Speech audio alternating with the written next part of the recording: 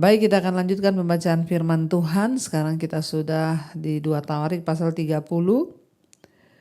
Kemarin kita sudah selesai dengan 29 ya.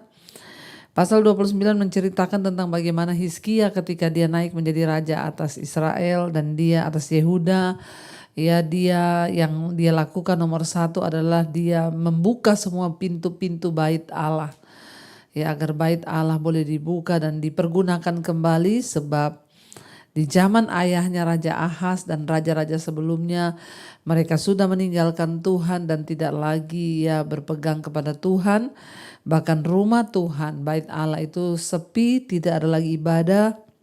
Ketika Hizkia naik menjadi raja, dia menyelenggarakan kembali ibadah, ya dia menyembelih korban, bahkan seluruh rakyat datang membawa korban ya, dan mereka bersama-sama mencari Tuhan dan Tuhan disenangkan, saudara. Sekarang kita lanjut 2 Tawarik 30, Hizkia merayakan Paskah. Ayat yang pertama, kemudian Hizkia mengirim pesan kepada seluruh Israel dan Yehuda, bahkan menulis surat kepada Efraim dan Manasye supaya mereka datang merayakan Paskah bagi Tuhan Allah orang Israel di rumah Tuhan di Yerusalem. Raja bersama-sama para pemimpin dan seluruh jemaat di Yerusalem merancangkan untuk merayakan Paskah pada bulan kedua, karena mereka tidak dapat merayakannya pada waktunya sebab para imam belum menguduskan diri dalam jumlah yang cukup dan rakyat juga belum berkumpul di Yerusalem. Saudara, ya perayaan Paskah adalah perayaan yang diharuskan dan diwajibkan, ya bahkan sejak zaman Musa terus mengingatkan. Untuk apa saudara mereka mengadakan Paskah itu? Untuk mengingat akan bagaimana Tuhan ya membebaskan mereka dari tanah penjajahan di Mesir menuju kepada tanah perjanjian. Perayaan Paskah itu memperingati waktu ketika Allah menyelamatkan nyawa anak-anak lelaki sulung di Israel di Mesir. Allah berjanji untuk mengirimkan ya tulah untuk membunuh semua anak lelaki sulung, kecuali di rumah-rumah yang di ambang pintunya dipercikan darah anak domba yang disembelih. Orang-orang Israel taat, dan ketika malaikat maut melihat darah itu, ia melewati rumah itu dan tidak mencelakakan seorang pun di dalamnya. Setelah tulah itu, Fir'aun akhirnya membebaskan orang Israel dari perbudakan. Perayaan ini merupakan sebuah pengingat setiap tahun tentang bagaimana Allah membebaskan umatnya. Ya, bahkan persiapan yang teliti baik dalam bait Allah maupun untuk perayaannya menunjukkan bahwa ini bukanlah sebuah kebangunan rohani yang sementara atau yang bersifat ya sekedar saja, melainkan suatu perubahan yang mendalam pada hati dan juga kehidupan. Ya, bahwa mereka kembali mau dipulihkan hubungannya dengan Tuhan. Jadi Paskah dirayakan sebagai pengingat ketika mereka ada di tanah perbudakan. Lalu pada waktu itu tulah datang dan semua anak-anak sulung akan dibunuh. Tetapi saudara, Tuhan memberikan tanda darah kepada rumah-rumah orang Israel, sehingga yang ada tanda darah itu dilewati oleh malaikat maut. Ya, dan juga saudara, pada akhirnya Allah membawa mereka keluar dari tanah perbudakan di Mesir masuk ke tanah perjanjian. Karena itu mereka harus mengingat akan Paskah itu, saudara ya. Ayat yang kelima, mereka memutuskan untuk menyiarkan maklumat di seluruh Israel dan Beersheba sampai ke Dan, supaya masing-masing datang ke Yerusalem merayakan Paskah bagi Tuhan Allah Israel, karena mereka belum merayakan secara umum seperti yang ada tertulis. Maka berangkatlah pesuruh-pesuruh cepat ke seluruh Israel dan Yehuda membawa surat dari raja dan para pemimpin dan mengatakan sesuai dengan perintah raja, hai orang Israel, kembalilah kepada Tuhan Allah Abraham, Ishak dan Israel, maka ia akan kembali kepada yang tertinggal daripada kamu, yakni mereka yang terluput dari tangan raja-raja Asyur. Jadi saudara ya, Hizkia mengirim surat yang bunyinya, hai orang Israel, rakyat Israel, segenap rakyat, kembalilah kepada Tuhan. Ya, bertobatlah, datanglah kepada Tuhan, sebab Tuhan akan mengingat ya setiap jumlah kita, orang-orang yang masih tertinggal, orang-orang yang terluput daripada tangan raja-raja Asyur. Ya, Hizkia mengingatkan kembali bangsa itu tentang hukum Tuhan. Ya, bahwa hukum Allah itu memiliki ya satu ketetapan di dalam suatu keadaan tertentu. Ya, mereka harus merayakan Paskah supaya Tuhan juga ingat kepada mereka, orang-orang yang tertinggal, yang terluput daripada tangan raja-raja Asyur, di mana yang lainnya mati terbunuh, saudara, bahkan tertawan. Tetapi mereka yang masih tinggal, Hizkia mengingatkan untuk ayo kembali kepada Tuhan, hormati Tuhan lagi ya. Ayat yang ke-7, janganlah berlaku seperti nenek moyangmu dan saudara-saudaramu yang berubah setia terhadap Tuhan Allah nenek moyang mereka, sehingga ia membuat mereka menjadi kedahsyatan seperti yang kamu lihat sendiri. Sekarang janganlah tegar tengkuk seperti nenek moyangmu, serahkanlah dirimu kepada Tuhan dan datanglah ke tempat kudus yang telah dikuduskannya untuk selama-lamanya. Serta beribadalah kepada Tuhan Allahmu, supaya murkanya yang menyala-nyala undur daripadamu. Ya, saudara, yang pertama Hizkia mengingatkan bangsa itu untuk kembali kepada Tuhan supaya apa? Supaya Tuhan mengingat engkau kembali dan menyatakan perlindungan, pertolongan. Ya, dengan engkau datang merendahkan diri di kaki Tuhan, itu artinya engkau menyerahkan hidupmu kepada Tuhan.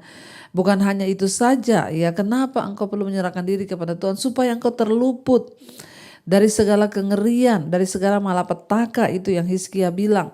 Kembali kepada Tuhan. Saudara, Hizkia ini adalah seorang raja ya yang sangat-sangat berdedikasi tinggi kepada Allah. Dia menghormati Allah dan hidup benar. Ya, dan juga dia sangat berdedikasi tinggi untuk memikirkan kemajuan rohani bangsa itu. Dia bukan hanya memikirkan secara militer, ekonomi, tapi rohani bangsa itu dia pikirkan untuk mereka kembali kepada Tuhan. Bahkan dia mengirim surat di seluruh Yehuda dan juga Israel dan mendesak setiap orang untuk kembali kepada Allah. Dia memberitahu agar mereka tidak keras kepala seperti nenek moyang mereka, tetapi mereka harus tunduk kepada Tuhan. Tunduk artinya mentaati Tuhan, ya. Mentaati Tuhan terlebih dahulu dan menyerahkan seluruh tubuh kita, roh, jiwa dan tubuh kita, pikiran, perasaan, emosi kita kepadanya. Dan percaya bahwa Tuhan pasti akan menuntun, memperbaharui ya, dan kembali membawa mereka dalam pertobatan. Hizkia menyerukan pertobatan, kembali kepada Tuhan, berbalik kepada Tuhan. Ya, dan dikatakan di sana saudara, dia mengirim surat mendesak seluruh pegawai-pegawainya pergi dengan cepat ke berbagai penjuru untuk menyampaikan itu. Kerajaan Israel Utara itu baru saja ditaklukkan oleh Asyur dan sebagian besar rakyat diangkut ke negeri asing. Namun Hizkia mengirimkan pernyataan kepada beberapa orang yang tersisa dan mengundang mereka untuk ikut Paskah. Ya, tetapi kebanyakan orang menanggapi dengan cemooh dan olok-olokan. Orang-orang ya mungkin ya mereka itu sudah tidak percaya lagi kepada Tuhan. Ya, mungkin dalam hidup kita juga begitu saudara. Ketika kita menyuruh orang berbalik kepada Tuhan, kita akan diolok, diejek, ya, dicerca. Ya, tapi ya itulah saudara ya. Jangan takut ya, tetaplah nyatakan kebenaran. Hizkia menyatakan, ayo kembali kepada Tuhan, ayat 9, karena bila mana kamu kembali kepada Tuhan, maka saudara-saudaramu dan anak-anakmu akan mendapat belas kasihan dari orang-orang yang menawan mereka, sehingga mereka kembali kepada negeri ini, sebab Tuhan Allahmu pengasih dan penyayang, ia tidak akan memalingkan wajahnya daripadamu bila mana kamu kembali kepadanya. Jadi kuncinya hanya kembali kepada Tuhan, berbalik kepada Tuhan. Tidak ada yang sanggup menolong. Bahkan Hizkia berkata, kalau kamu berbalik maka anak-anakmu, keluargamu yang ditawan itu Tuhan akan kembalikan. Kuncinya satu, ketika menghadapi masalah kembali kepada Tuhan, berbalik kepada Tuhan. Yaitu yang disampaikan oleh Hizkia kepada rakyatnya saudara. Ya, dia bilang kalau kamu kembali maka Tuhan akan kembali kepadamu dan dia akan menyatakan pertolongan, pembelaan, perlindungannya yang setia. Yang ayat 10, ketika pesuruh-pesuruh cepat itu pergi dan ke kota, dari kota ke kota melintasi tanah Efraim dan Manasye sampai ke Sebulon, mereka ditertawakan dan diolok-olok. Namun beberapa orang dari Asyir, Manasye dan Sebulon merendahkan diri dan datang ke Yerusalem. Di Yehuda nyata pula tangan Allah yang membulatkan hati mereka untuk melakukan perintah raja dan para pemimpin sesuai dengan firman Tuhan. Ya, maka berkumpullah di Yerusalem banyak orang, suatu jemaah yang sangat besar untuk merayakan hari raya ya tidak berroti. Hari raya roti tidak beragi pada bulan yang kedua. Saudara, kita lihat di sini memang ya bahkan ketika surat itu dibawa ya dibacakan untuk seruan bertobat, banyak yang mengejek, menertawakan.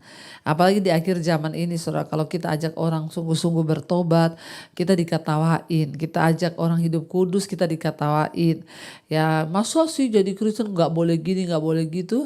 Dasar terlalu kuno. Wah, dasar pendeta hukum Taurat. Wah, dasar begini. Kita diketawakan.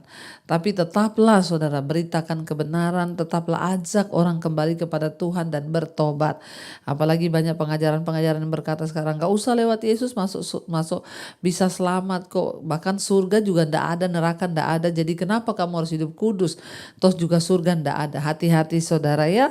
Kita tidak boleh dibimbangkan, digoyahkan. Kita harus tetap berpegang pada firman Tuhan. Ya, tetapi puji Tuhan, sebagian besar rakyat datang berkumpul dan dikatakan di sana jumlah yang sangat besar. Mereka berkumpul datang ke kota itu, terutama Yehuda. Mereka semua berbulat hati untuk sungguh-sungguh mencari Tuhan. Ya, dan dikatakan bahwa ya sangat besar jumlah mereka, saudara, yang datang berkumpul di Yerusalem. Ya, dalam satu kumpulan yang besar, suatu jemaah yang sangat besar untuk merayakan hari raya roti tidak beragi itu pada bulan yang kedua. Ya, dan saudara, lalu bangunlah mereka ya dan menjauhkan mezbah-mezbah yang ada di Yerusalem, juga semua mezbah korban ukupan disingkirkan dan dibuang ke lembah Kidron. Ya, kemudian disembelihlah domba. Ya, domba Paskah pada tanggal 14 bulan kedua. Maka para imam dan orang-orang Lewi merasa malu, lalu menguduskan dirinya dan membawa korban bakaran ke rumah Tuhan.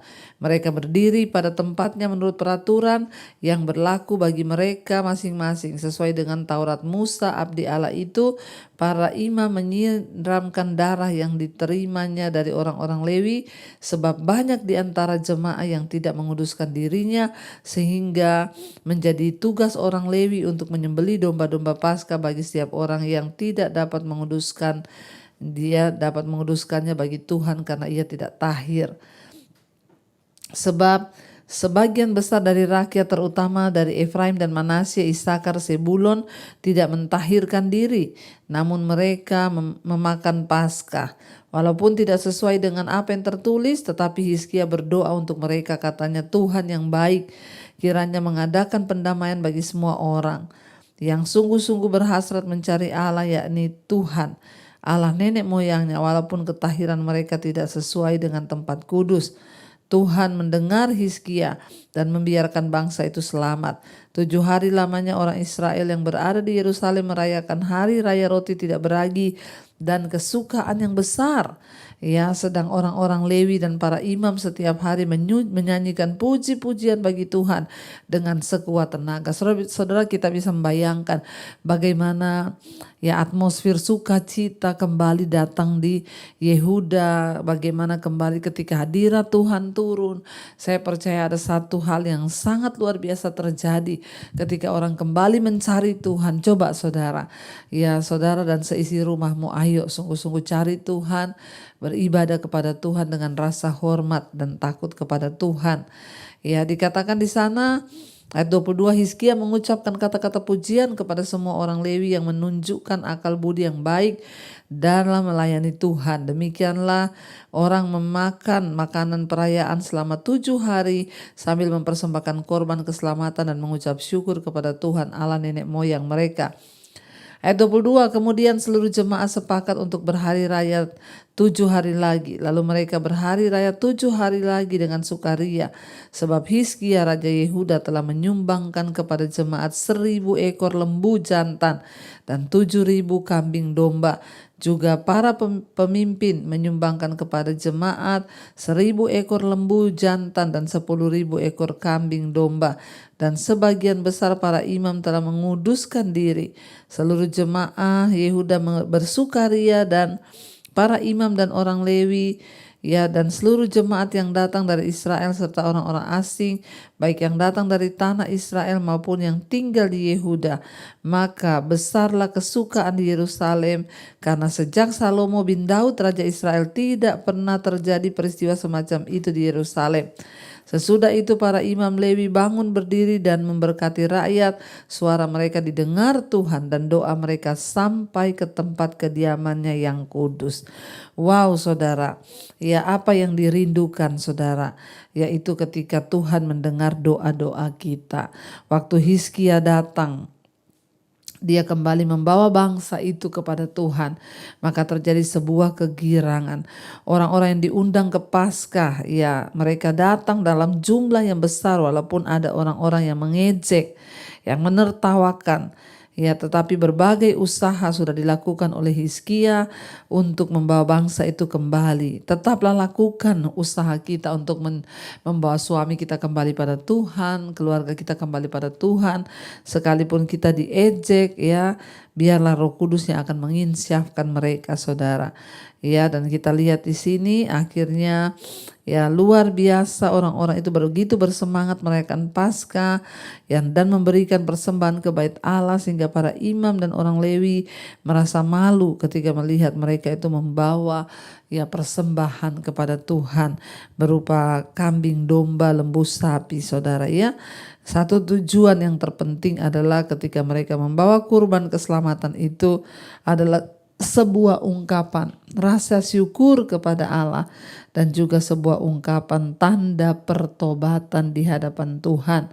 Bayangkan sudah lebih dari 200 tahun ya sejak masa Salomo tidak pernah lagi ada perayaan semacam itu di Yerusalem. Sekarang kita lanjutkan ya 2 Tawarik 31. Setelah semuanya itu diakhiri, seluruh orang Israel yang hadir pergi ke kota-kota di Yehuda, lalu menemukan segala tugu berhala.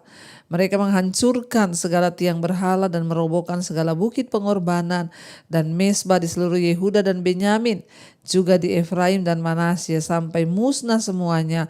Kemudian pulanglah seluruh orang Israel ke kota-kotanya, ke miliknya masing-masing. Kita lihat ketika mereka selesai beribadah, membangun kembali ya apa yang sudah hancur. Roh takut akan Tuhan, penyembahan kepada Allah yang hidup yang selama ini terbengkalai. Akhirnya mereka bangun kembali.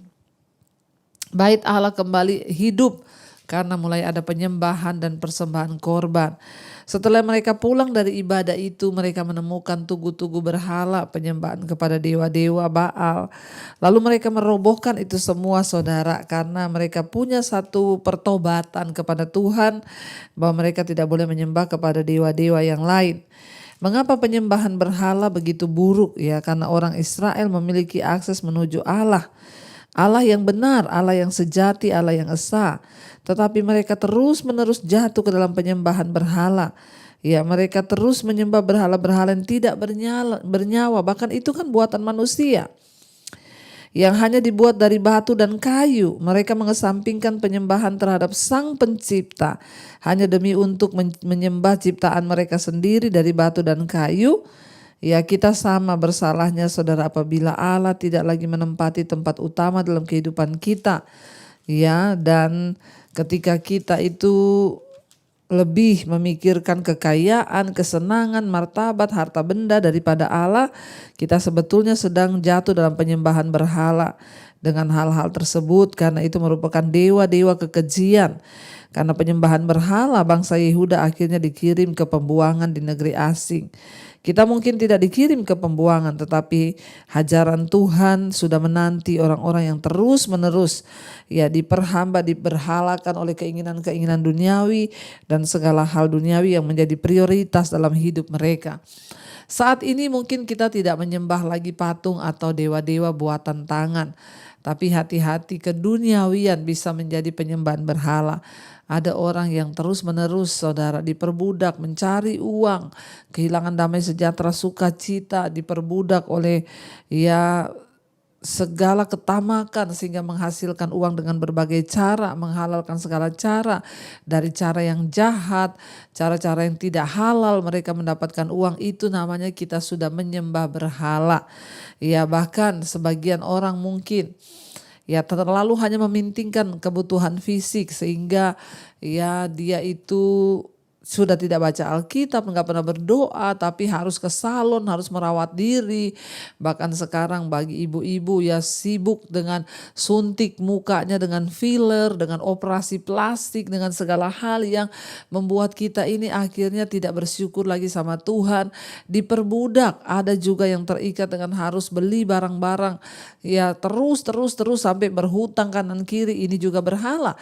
Zaman sekarang itu berhala bukan lagi hal-hal seperti patung yang dibuat dari kayu atau batu, tapi segala sesuatu yang menyita perhatian kita, hati kita, hidup kita, uang kita untuk kita apakan, itu adalah berhala-berhala dalam kehidupan kita. Dan jangan sampai kita terikat dengan berhala, apalagi membuat kita jatuh dalam dosa. Sekarang banyak orang karena ingin terlihat kaya, utang kanan kiri, utang online. Ya, pengen bergaya biar terlihat kaya. Ya, capek saudara kalau hidup itu pura-pura kaya. Ya, jangan biarkan berhala apapun menguasai hidup kita. Biarlah hanya Tuhan yang membawa damai sejahtera hidup kita. Boleh berdandan sewajarnya, jangan terikat. Ya, boleh memperhatikan kecantikan sewajarnya, jangan terikat sampai memberhalakan sesuatu, sampai operasi, sampai menggantikan bentuk-bentuk ini. Jangan saudara, karena sesungguhnya hati yang bersyukur, hati yang terus menerima keadaan apa adanya, itulah yang berkenan kepada Tuhan. Hati-hati juga dalam hal keuangan, jangan engkau memberhalakan uangmu untuk segala hal-hal yang hanya untuk kepentingan duniawi dan daging. Mari kita pakai kekayaan harta kita untuk kita tabur di pelayanan, kita tabur bagi orang-orang yang membutuhkan, supaya satu saat ketika kita menghadap Tuhan, ya berhala-berhala ini, uang, harta, jabatan, kedudukan, itu tidak menjadi hal yang membuat kita ternyata ya disangkal oleh Tuhan. Ayat yang kedua, Hizkia mengatur sumbangan untuk para imam dan orang Lewi. Hizkia menetapkan rombongan para imam dan orang-orang Lewi. Rombongan demi rombongan masing-masing menurut tugas jabatannya sebagai imam atau sebagai orang Lewi, untuk mempersembahkan korban bakaran dan korban keselamatan, untuk mengucap syukur dan menyanyikan puji-pujian, dan untuk melayani di pintu-pintu gerbang di tempat perkemahan Tuhan. Raja memberi sumbangan dari harta miliknya untuk korban bakaran, yakni korban bakaran pada waktu pagi dan korban waktu petang. Ya, korban bakaran pada hari-hari Sabat dan pada bulan-bulan baru dan pada hari-hari raya, yang semuanya tertulis di dalam Taurat Tuhan.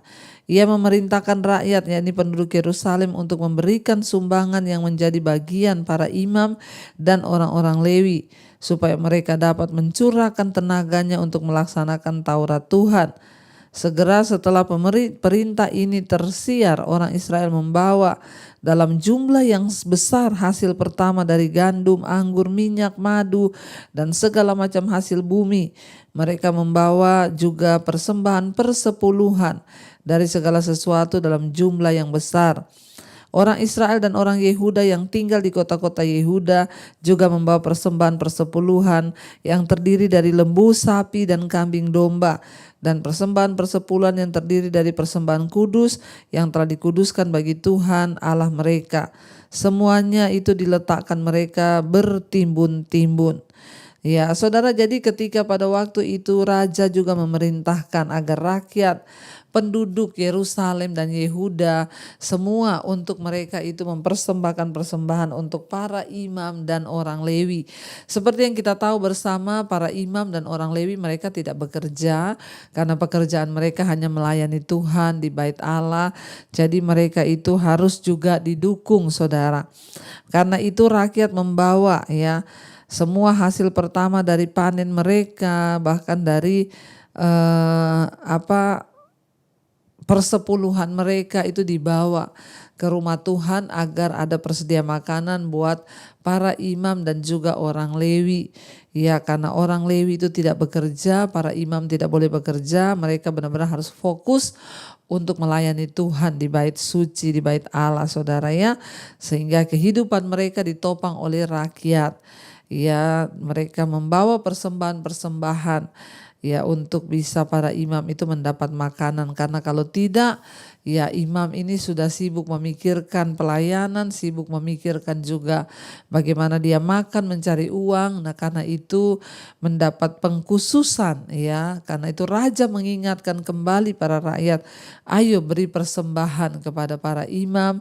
Dan raja bukan hanya menyuruh, tapi raja juga melakukan. Saudara, tidak usah kita mempersoalkan perpuluhan tuh masih boleh enggak, ya ini masih boleh enggak, itu masih boleh enggak. Jadilah sesuai dengan imanmu. Ya sebenarnya itu hanya melatih kita untuk belajar memberi, karena orang Kristen itu kalau enggak dilatih mana mau memberi. Ya pelit itu enak sih Bu, ya mengeluarkan uang, aduh susah banget. Tapi saudara, saya mau bersaksi kepada saudara karena saya pun melakukannya. Ya ketika kita rajin menabur, Tuhan itu gak pernah berhutang. Apa yang kita tabur pasti akan kita tuai saudara. Tapi tujuan kita bukan itu. Mari kita dengan rela hati menabur untuk hamba Tuhan, menabur untuk pekerjaan Tuhan. Sampai hari ini pun ya bukan untuk kesombongan, saya bersaksi kepada saudara. Setiap bulan saya menopang pelayanan hamba Tuhan di desa-desa. Ya kita memberi uang karena ada mereka anaknya yang kuliah. Ya mereka juga membutuhkan uang selain daripada beras dan lain sebagainya. Puji Tuhan, berkat Tuhan yang disalurkan lewat hidup kita harus kita salurkan juga bagi orang lain. Saudara lihatlah kalau di sekelilingmu ada hamba Tuhan yang tidak mampu, yang miskin, topang saudara. Ya berkati saudara ya. Kalau saudara lihat orang-orang lain juga di sekelilingmu kesusahan, bagilah dengan mereka. Kita tidak akan miskin dengan kita menabur. Karena itu Raja Hizkia menyuruh untuk segenap orang Israel menabur untuk para imam ya. Mereka membawa seluruh hasil mereka saudara. Bahkan persepuluhan yang terdiri dari lembu sapi, kambing domba. Nah pada zaman itu bukan hanya uang yang diberikan, tapi persembahan. Ya kalau ada sapi beranak 10, maka 1 itu harus dipersembahkan sebagai persepuluhan. Kambingnya beranak 5, maka ya dipersembahkan juga kepada Tuhan. Jadi ya semua dipersembahkan kepada Tuhan saudara. Kita berdoa ya, biarlah Tuhan memberi kita hati yang mau terus ya untuk menabur ya kepada Tuhan dengan semua yang sudah Tuhan berikan kepada kita. Ya bahkan juga mereka memberi persepuluhan yang terdiri dari tumbuh-tumbuhan dan dikatakan itu bertimbun-timbun. Mereka mulai membuat timbunan itu pada bulan yang ketiga dan mereka selesai pada bulan yang ketujuh. Bayangkan bikin lumbung untuk menampung persepuluhan yang dibawa oleh bangsa Israel. Dibikin lumbung itu dari bulan yang ketiga sampai bulan 7 baru selesai. Berarti berapa? 4 bulan lamanya untuk menampung ya semua persembahan perpuluhan yang dibawa oleh bangsa Israel. Ya para imam ini tidak didukung oleh pemerintah. Ya selama masa kekuasaan raja, ya rajalah yang bertanggung jawab untuk ya memperbaiki bait Allah, bahkan mengatur gaji untuk para imam. Tapi selama masa ya raja-raja yang jahat itu gak pernah diperhatikan. Ya dan akhirnya Hizkia mendorong untuk rakyat ya menyerahkan persembahan bagi para imam. Hizkia menghidupkan lagi praktik persepuluhan, memberikan 1/10 dari hasil kepada imam dan juga orang Lewi. Ya supaya mereka bisa bebas melayani Allah dan melayani bangsa itu. Rakyat menanggapi itu dengan segera dan dengan murah hati. Pekerjaan Allah membutuhkan dukungan ya dari umat Tuhan. Ya entah itu berupa uang, berupa apapun ya. Dan apakah Allah menerima suatu ya penghasilan yang diberikan oleh kita atau bangsa Israel? Ya maka saudara, ketika kita ya memberi, menabur ya bagi pekerjaan Tuhan itu sama juga dengan kita beri kepada Tuhan ya dengan niat hati yang tulus. Dikatakan di sana ya akhirnya semua senang dan Mereka itu, ayat yang ke-8, Hizkia dan para pemimpin datang melihat timbunan itu. Mereka memuji Tuhan dan umatnya orang Israel. Hizkia menanyakan pada para imam dan orang-orang Lewi tentang timbunan itu. Dan dijawab oleh Asaria imam kepala keturunan Sadok demikian. Sejak persembahan khusus mulai dibawa ke rumah Tuhan, kami telah makan sekenyang-kenyangnya. Namun sisanya masih banyak, sebab Tuhan telah memberkati umatnya sehingga tertinggal sisa sebanyak ini. Kemudian Hizkia menyuruh menyediakan bilik-bilik ke rumah Tuhan dan mereka menyediakannya. Dan dengan setia mereka membawa segala persembahan khusus, persembahan persepuluhan, persembahan kudus itu ke sana diantar. Konanya seorang Lewi mengawasi semuanya dan Simei saudaranya adalah orang kedua. Sedang Yehisiel, Asaya, Nahat, Asael, Yerimot, Yosabat, Eliel, Yismakia, Mahat, Benanya adalah penilik di bawah konanya, dan Simei saudaranya itu sesuai dengan petunjuk Raja Hizkia dan Asaria kepala rumah Allah. Dan Kore bin Yama seorang Lewi penunggu pintu gerbang di sebelah timur mengawasi pemberian-pemberian sukarela untuk Allah serta membagi-bagikannya persembahan khusus yang untuk Tuhan dan persembahan-persembahan Maha Kudus. Di kota-kota imam dibantu dengan setia oleh Eden, Miyamin, Yesua, Semaria, Amaria dan Sekanya. Dalam pembagian itu kepada saudara-saudara mereka menurut rombongan, kepada orang dewasa dan anak-anak, kecuali kepada setiap orang yang masuk ke rumah Tuhan menurut hari-hari yang ditetapkan, menurut tugas jabatan yang ditugaskan kepadanya dan menurut rombongannya, yakni mereka yang tercatat dalam daftar sebagai laki-laki yang berumur 3 tahun ke atas. Para imam dicatat dalam daftar menurut puak-puak mereka, sedang orang-orang Lewi yang berumur 20 tahun ke atas dicatat menurut tugas dan rombongan mereka. Ayat 18, para imam terdaftar dengan seluruh keluarga mereka, yakni istri dan anak laki-laki dan anak perempuan. Seluruh kaum itu karenanya dengan setia mereka menguduskan diri untuk persembahan khusus. Jadi bukan hanya dimakan sendiri di Yerusalem, tapi persembahan itu diedarkan, dibagi-bagi ke semua imam-imam agar mereka mendapatkan makan. Ayat 19, bagi keturunan Harun yakni imam-imam yang tinggal di padang-padang pengembalaan di sekitar kota-kota mereka, di setiap kota ada orang-orang yang ditunjuk dengan disebut namanya, maka untuk mengadakan pembagian kepada setiap orang laki-laki dari keluarga imam dan kepada setiap orang Lewi yang terdaftar. Demikianlah perbuatan Hizkia di seluruh Yehuda. Ia melakukan apa yang baik, apa yang jujur dan apa yang benar di hadapan Tuhan Allahnya dalam setiap usaha yang dimulainya untuk pelayanannya terhadap rumah Allah.